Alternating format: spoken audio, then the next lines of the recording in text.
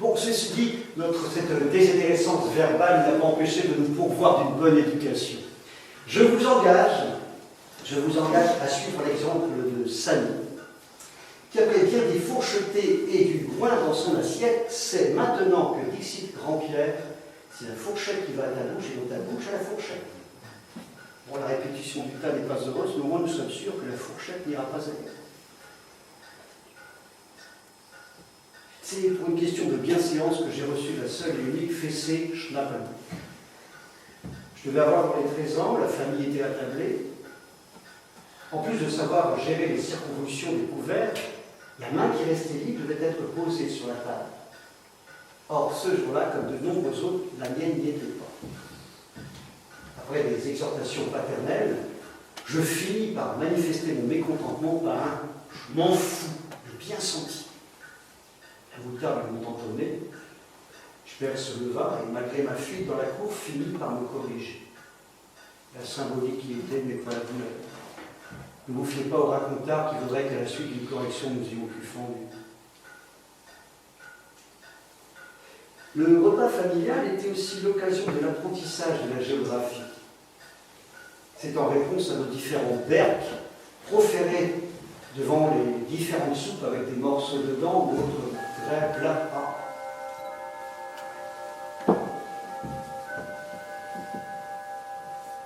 Ou autre plat à graisse animale pour Samy, que je perds nous rétorquer. Berck, c'est dans le Pas-de-Calais. Les parents nous ont donné la chance de voyager, mais je ne pense pas qu'ils nous y aient emmenés. En regardant des photos sur Internet, je trouve que Berck, rendons-lui justice, n'est pas si dégueu. Toujours dans la digne lignée pédagogique de sa mère Aimée Pierrette, la tablée pour Grand-Pierre était aussi prétexte à notre éducation musicale. Si Schperl estimait nos prises de parole par trop bruyantes ou nos revendications déroutantes, il nous sommait de mettre un bémol pour, en 2 temps 3 mouvements, tenir le silence.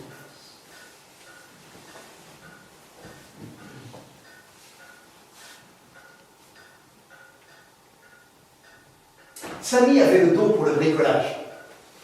Ainsi, en plus de quelques inventions absolument indispensables comme installer un ventilateur sur le guidon de son vélo, sa plus grande expérience de cafouillage reste celle avec l'électricité. Samy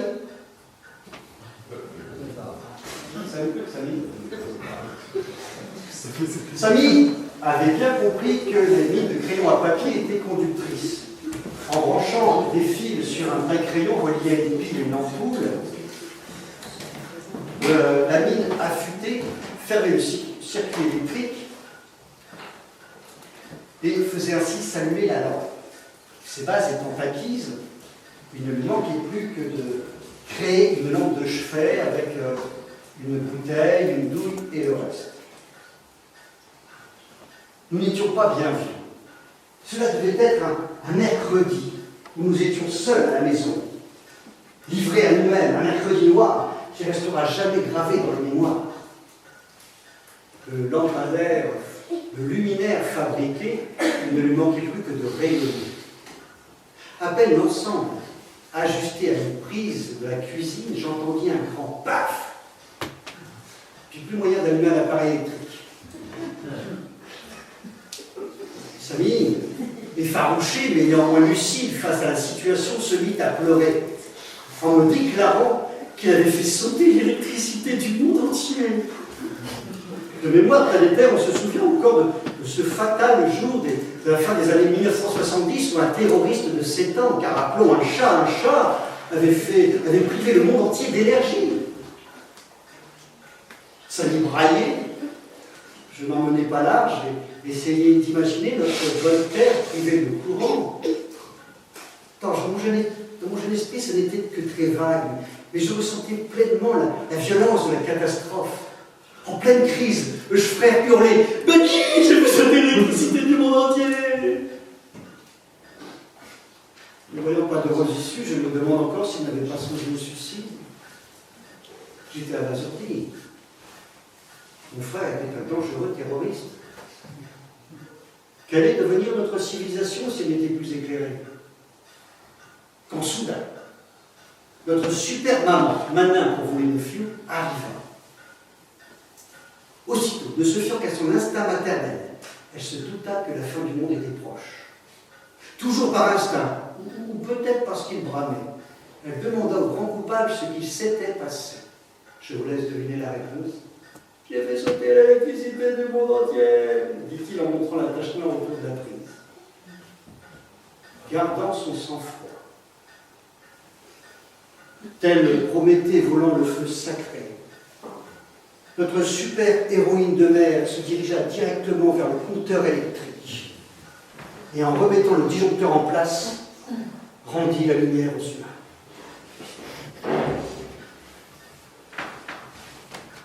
Plus tard, pour réparer ses erreurs, Samy fit des études de philo et créa l'association Cafouillatou.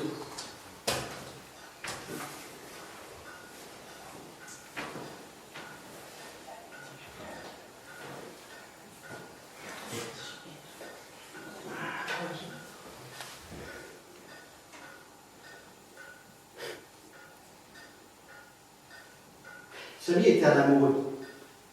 Mais pas un amoureux de bas étage, un grand amoureux à faire pâlir un abbé Prévost ou un Dumas-fils. D'abord, il avait voulu épouser la petite fille de M. Gendarme. Plus tard, il avait fait du théâtre en moment avec lui pour draguer une fille de sa classe. Et avait soupiré pour la fille de Mme Capricorne, qui était mon institutrice. Avec un nom pareil, notre tonton BG eut bien des déboires, qui renforça encore plus sa passion pour l'école. Samy était à l'école A de la ville, plus communément appelée école des garçons. Et moi, à l'école B, plus communément appelée école des filles. Il y avait à l'époque un dessin animé avec le personnage de Woody Woodpecker. Les camarades et moi, un peu avant midi, tous revenant de la piscine, nous amusions à imiter ce cri de cartoon, impossible à traduire en mots. Ça donnait...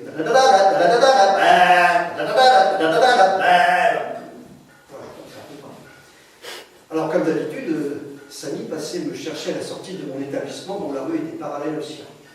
Parmi mes camarades, j'essayais d'imiter ce fameux cri de cartoon.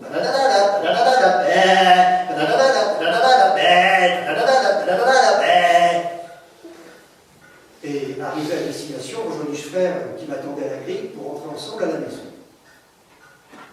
C'est l'après-midi.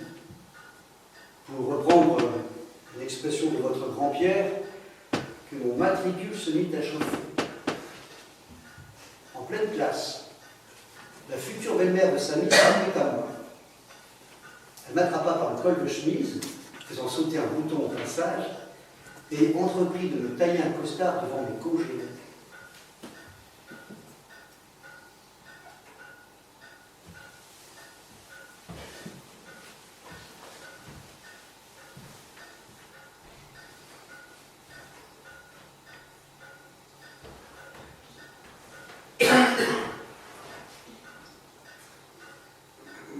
Alors, comme ça, monsieur fait le malin devant son grand frère et blatère, parce que je m'appelle Madame Capricorne, que je suis du signe du Capricorne et de Bêta-Corne, et que mes maris m'ont fait pousser sur le front. Non, là, c'est moi qui extrapole. Mais avec le temps, je me demande si c'est pas ça qui me manquait, un bon coup de cornes. Ces époux défaitistes qui abandonnent le devoir conjugal. Après ce remontage de bretelles en bonne et due forme, elle me pria d'aller m'asseoir et me gratifia d'un « J'attends ».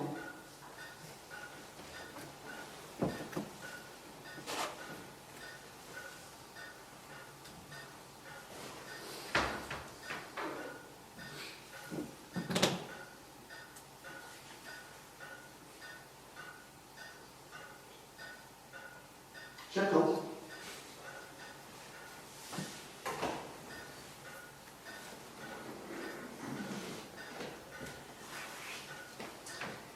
J'attends.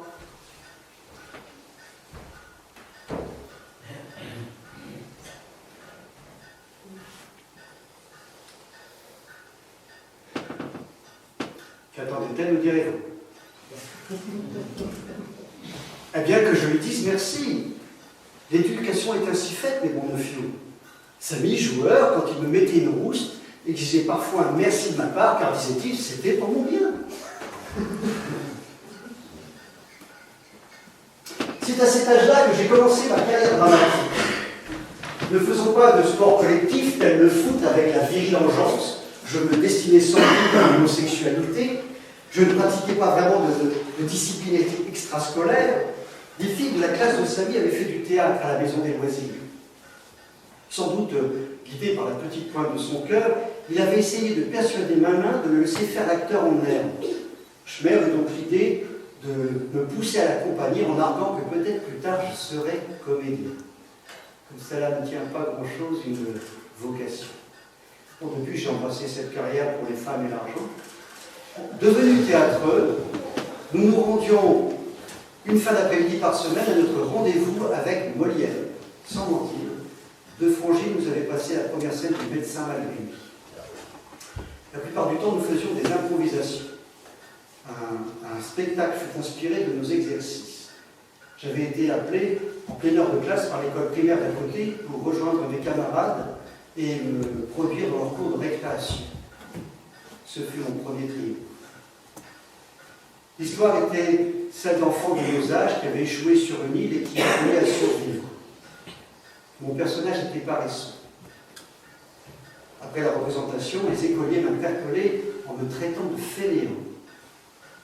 Je m'en étais plaint auprès de l'acteur professionnel présent qui m'avait consolé en objectant que j'avais bien joué pour qu'on me confonde avec le personnage. Or, depuis, j'ai fait fortune et me suis marié des centaines de fois. Avec la complicité de Benji Viens m'aider, Samy avait fabriqué une carriole de théâtre avec une pièce d'1 mètre cube environ, à laquelle il avait fixé une barre de fer pour servir d'axe à 2 jambes de mobilette récupérées à la casse. Quand nous remontions la rue du Revent dans cet équipage, c'était un joyeux boucan. Avec déjà un sens de la communication et avec l'aide de Manin pour trouver un nom à notre petit théâtre ambulant, nous avions peint sur notre charrette Théâtre des Gugus. Je revois aussi l'ami, me racontant ses prouesses dans la barre avec le club théâtre du collège. Ils ont sans doute contribué à mon inclination.